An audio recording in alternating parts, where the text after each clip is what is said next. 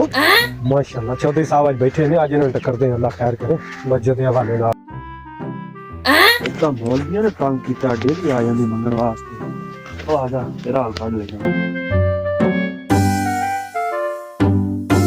अस्सलाम वालेकुम। वालेकुम सलाम। और साहब क्या हाल चाल है? ठीक ठाक बैठो। ठीक जी, खुश तकरे राजी? हाँ जी। माशाल्लाह।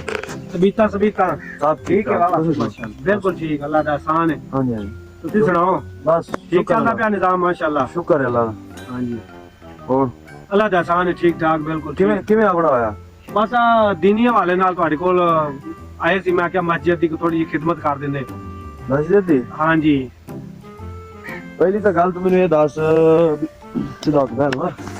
साढ़े न्याणे कदी मसीते आए, नहीं फिर उस तो बाद सानू कदी मसीते लेके? नहीं अच्छा, कदी नमाज पढ़न असीं आए मसीते? नहीं ना साढ़े न्याणे मसीते आंदे ने, ना असीं आने, ना असीं कदी नमाज पढ़न आए मसीते।